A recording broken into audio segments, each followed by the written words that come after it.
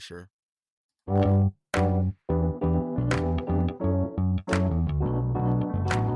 Powered by Riverside.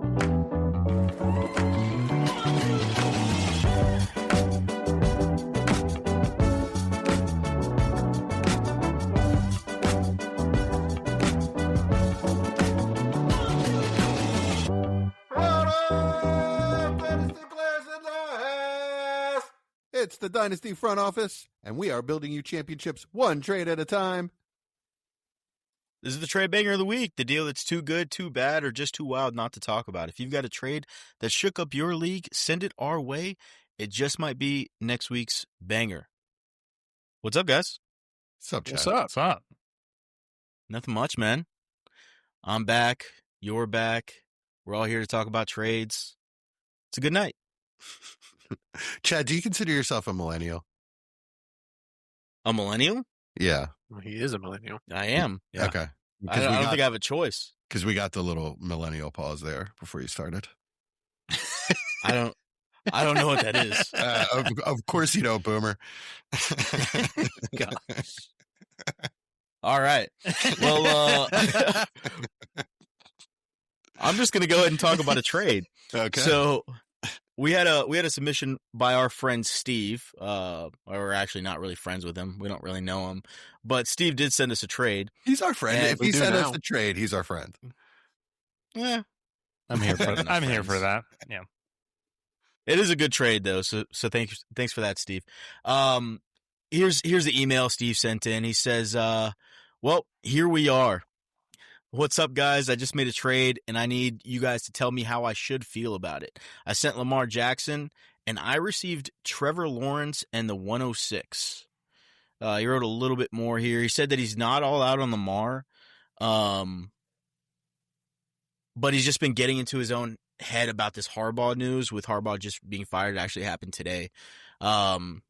And he couldn't stop thinking about the coaching change and how that might affect the niche play style that we've seen with Lamar Jackson and you know, that coaching staff being there this entire time, what that might look like.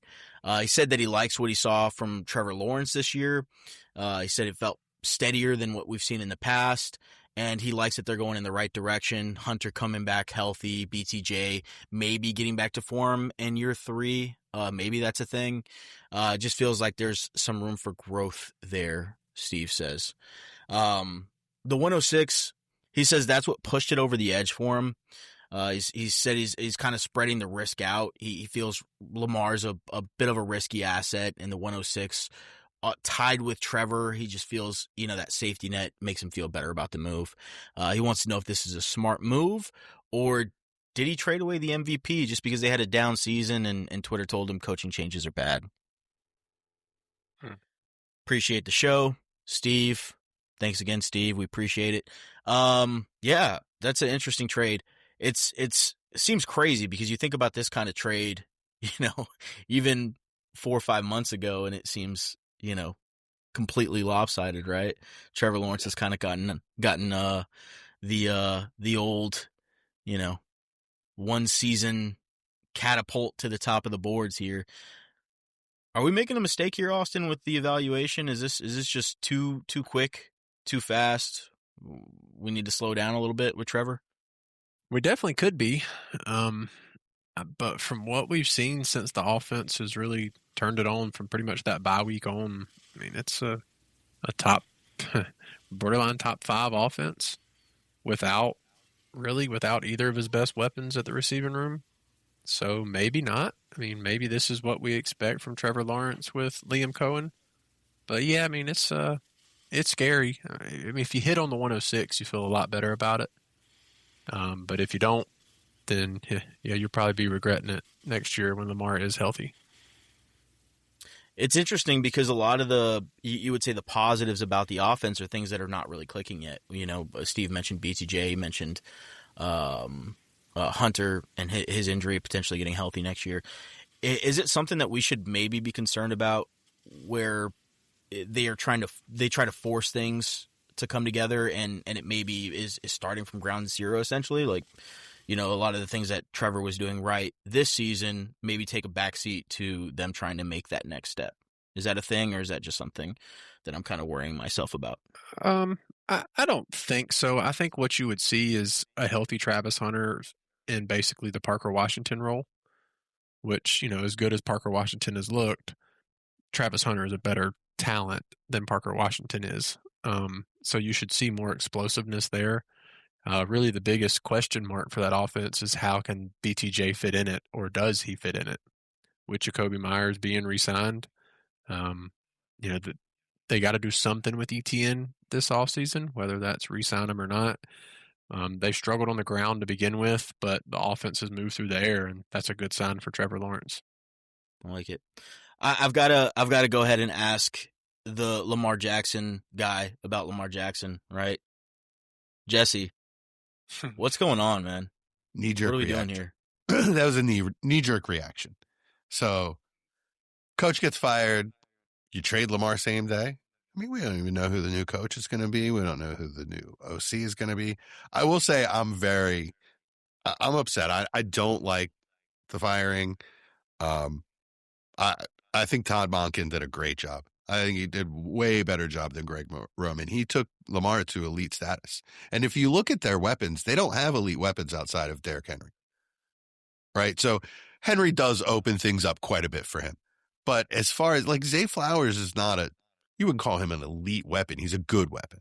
Same with Mark Andrews. And then outside of that, you just have a bunch of Rashad Batemans and, the rotting husk of DeAndre Hopkins. I just, like I said, I don't like the firing, but I'm still going to wait it out and see what happens. This is Lamar's lowest value in years. What tier do you see him in right now? I know you're saying you're not trading him personally, but if you had to put him amongst other quarterbacks, where are you placing him? I have him third. Okay, so still pretty high up there, still in that kind of untouchable range. Yeah, on just teams. It's still below Josh or Drake May, but tier wise, I think Josh and Drake May are kind of a tier. I don't know if maybe I'm too early to putting Drake May up there. I'm just so high on him. But yeah, Lamar is the most. Oh, I'm sorry. Burrow. I'm sorry. I have Burrow above Lamar, so Lamar would be fourth. Okay, but so still basically in that, around where he was preseason last year. There's no one that has more talent. Josh Allen does, but okay. Okay. All right. Mahomes. I guess. Yeah, Patrick Mahomes does. Joe Burrow. I don't know. I can argue all of those. No, You'd be wrong. But I think okay. we're kind of being facetious here a little bit. But we get what you're saying. Yeah, Mike. I hate having you relying on you for the draft pick. I know you're not super into into the prospects this time of year, but I'll just ask you, just kind of in general, right? The 106 and how you see trades when you're trading an elite asset. Is that something that you generally try to do? You try to get something back, pick wise, whether it's a future pick or a current pick, to prop up the safety aspect of it on your end, and maybe that's kind of the bonus you're getting when you're taking on a little bit of a risky player like Trevor Lawrence would be. Yeah, absolutely. And picking somewhere like the 106 gives you that opportunity to move up or move back most of the time. A lot of the times it's harder if you're at the end of the round to move up to the middle of the round, I feel, in most rookie drafts, as opposed to if you're in the middle to move up maybe one or two more picks or move back and collect a little bit more. So that's how I kind of run it. And we're talking about risk, right? Everything's changing for Lamar. Nothing's changing for Trevor. His head coach is not going to go anywhere as long as they continue to do this, right? And I'll be the first to admit, I was dead wrong. I was so off of Trevor. I did not think this was going to happen. For it to happen year one and without his two best weapons, I think is insane. So to get 106 on top of that, I think is a really good value. And I probably have just as much Lamar as Jesse, possibly. So I thought you were going to Mike when you said the Lamar love. I thought you were too, because I was like, is it going to go to me? Because I know I have a lot of shares. And obviously, a lot of things that propped up Trevor this year, right, were his rushing touchdowns, and his running. But Why would that change? That's part of the Yeah, package. exactly. Why would that change? If it's something they did this year and it worked and it's made them look like one of the hottest teams going into the playoffs, like why not keep that going? And you have that security there. So you could argue Lamar's the less secure piece because he did not look right all year. And I think the injury had something to do with it. Maybe other stuff in his head, who knows? But new offense. I still think he's good. I still think he's great. I think he's an elite asset. But to be able to get someone who produced at an elite level and a mid-first on top, I think that's a pretty sweet deal. Yeah, safety is an interesting discussion when it comes to these two guys because they're almost polar opposite ends of the spectrum here as far as, you know, how you could perceive them. Trevor Lawrence, his safety coming from his performance this one season, right? But we're coming right off the back of it. And the offense is not changing, like you said, Mike. And then two, we have Lamar here, who has done it for a very long time, whose traits are not really going away. That we know of yet, right? But the situation around him is changing. There have been some injury issues. So yeah, I guess it just depends on what you're looking for when you say safeties. That's a really good point. Yeah. Anybody want to add anything to either of these players? The pick, how do you guys feel about the range here with the pick? The pick I like because it'll be somewhere around like Makai Lemon or Carnell Tate or Sadiq. You know, so I'm good. That's a good tier for me. That's a high end tier for me. People talking smack about this draft class. It's getting better and better the more I look at it, by the way. So that range, I'm very comfortable. Yeah. As far as the draft pick goes. Yeah, I agree. I like that range too. I'm curious so there is some. I mean, yes, Trevor jumped up into this tier, right? But there is some risk to him that won't happen again next year. Is there a different quarterback that you might target to down tier 2 that you feel more comfortable than Trevor?